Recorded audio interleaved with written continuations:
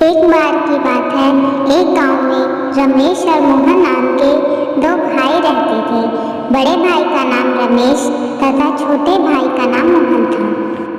रमेश की शादी हो चुकी थी। उसकी पत्नी का नाम हेमा था। हेमा बहुत ही कुटिल स्वभाव की थी। वह हमेशा अपने पति से मोहन की बुराई करती रहती थी, लेकिन मोहन बहुत ही अच्छे स्वभाव का था। वह हमेशा जरूरतमंद लोगों की मदद करता था। वह जंगल में रहने वाले एक साधु को रोज फल व सब्जियां देने जाता था। एक बार की बात है, गांव में कई महीने तक बारिश न होने के कारण खेतों में सूखा पड़ जाता है, जिसके कारण खेतों में कोई फसल नहीं हो पाती है। फसल न होने के कारण उनके घर में अनाज की तंगी हो जाती है। एक दिन रमेश की पत्नी रमेश से कहती है, हमारे पास अब अधिक अनाज नहीं बचा है, जो था वो खत्म हो चुका है। इतना ही अनाज बचा हुआ है, इतने अनाज में हम तीनों का गुजारा कैसे होगा? दूसरी फसल तैयार होने में अभी कई महीने लग जाएंगे। क्यों ना हम मोहन को अलग कर दें, जिससे हमारा गुजारा आराम से हो जाएगा। फिर रमेश हेमा से कहता है, तुम सही कह रही हो, हमें मोहन को अलग कर देना चाहिए ताकि हम अपना गुजारा कर सकें। फिर वह मोहन को आवाज देता है। फिर उसकी पत्नी बताती है, मोहन घर पर नहीं है, वह कहीं बाहर गया है। लेकिन मोहन साधु के पास गया था। जब मोहन घर वापस लौटता है, तब घर पहुंचकर रमेश की पत्नी से कुछ खाने को मांगता है। तब उसकी पत्नी कहती है, आज कुछ खाने को नहीं है, जो अनाज था वो खत्म हो चुका है, अब मैं खाना कहाँ से लाऊं? तब तक वहाँ रमेश आ जाता है। फिर रमेश मोहन से कहता है, अब अनाज नहीं बचा है और ना ही इस बार फसल हुई है, इसलिए तुम्हें खुद अपने खाने का इंतजाम करना होगा। मैं तुम्हें पुराना वाला खेत देता हूँ, तुम उसमें अपना गुजारा करो, और ये घर भी मैंने बनवाया है, इसलिए तुम यहाँ नहीं रह सकते। रमेश की ये सारी बातें सुनकर मोहन बहुत दुखी हो जाता है और वहाँ से चला जाता है।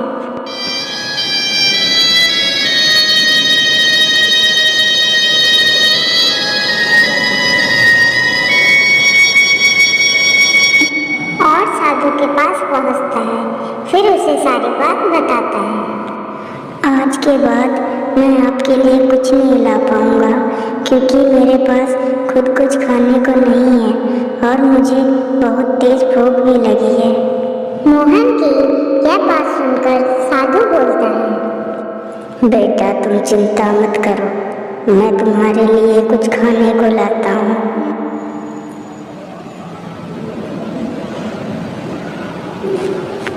फिर साधु उसे कुछ खाने को देता है और मोहन खाना खा लेता है। फिर साधु उसे एक जादुई घड़ा देता है और कहता है, बेटा ये घड़ा लो, तुम इस घड़े के सामने अपनी जो भी इच्छा प्रकट करोगे वह पूरी हो जाएगी। लेकिन याद रखना, अगर इस घड़े के सामने अन्य व्यक्ति ने अपनी इच्छा प्रकट की तो उसकी मृत्यु हो जाएगी। ठीक है पापा, मैं इस बात को याद रखूंगा। फिर मोहन वहाँ से घड़ा लेकर अपने खेत के पास पहुँचता है और घड़े से कहता है, हे जादुई घड़े, मेरे लिए एक घर बना दो। फिर घड़े के जादू से उसका बहुत सुंदर घर तैयार हो जाता है। ये देखकर वह बहुत खुश हो जाता है। फिर वह घर के अंदर जाता है।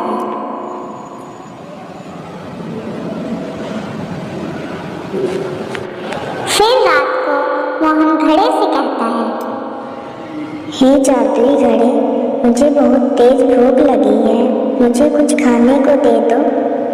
जैसे ही मोहन खाना मांगता है, उसके लिए तुरंत एक खाने से भरी हुई थाली प्रकट हो जाती है। फिर वह खाना खा लेता है और सो जाता है। फिर एक दिन रमेश अपनी पत्नी से कहता है, पता नहीं मोहन इतने दिनों से कहाँ है, दिखाई ही नहीं देता। फिर उसकी पत्नी कहती है, हमें क्या मतलब है, कहीं भी रहे।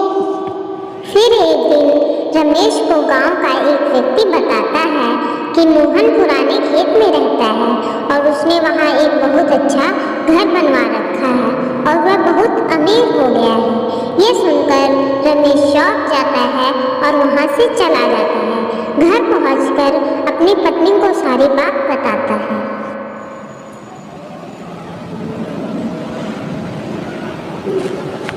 फिर रमेश की पत्नी उसे कहती है, ये कैसे हो सकता है, इतनी जल्दी वो अमीर कैसे हो सकता है? अभी कुछ दिन पहले हमने उसे अलग किया था। फिर रमेश कहता है, हमें जाकर पता लगाना होगा कि वो इतना अमीर कैसे हो गया। फिर वह दोनों रात को मोहन के घर में देखते हैं कि मोहन जादुई घड़े से खाने को मांगता है। फिर घड़े से खाने की थाली आ जाती है। यह देखकर रमेश सोचता है, अच्छा, तो ये इस घड़े से अमीर हुआ है। फिर मोहन खाना खाकर सो जाता है। फिर रमेश घड़े को चुरा कर ले जाता है और सुबह होते ही उस घड़े से कहता है, हे जादुई घड़े, मुझे बहुत सारा सोना दे दो। जैसे ही रमेश अपनी इच्छा घड़े के सामने प्रकट करता है, उसकी तुरंत मृत्यु हो जाती है। यह देखकर उसकी पत्नी जोर जोर से रोने लगती है और कहती है, हाय हाय, ये क्या हो गया आपको? हे भगवान, ये क्या कर दिया आपने? फिर वह दौड़कर मोहन के पास जाती है।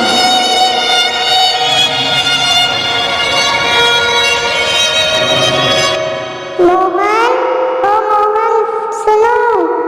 फिर मोहन देखता है कि रमेश की पत्नी उसे आवाज दे रही है। तब मोहन उसे पूछता है, क्या हुआ भाभी? मोहन, तुम्हारे भाई को पता नहीं क्या हो गया है। वे यहाँ से तुम्हारा जादुई घड़ा चुरा कर ले गए थे और जैसे ही उन्होंने जादुई घड़े से अपनी इच्छा प्रकट की, तभी अचानक से वह बेहोश हो गए और जमीन पर गिर गए। यह सुनते ही रमेश दौड़कर साधु के पास जाता है और साधु से सारी बात बताता है।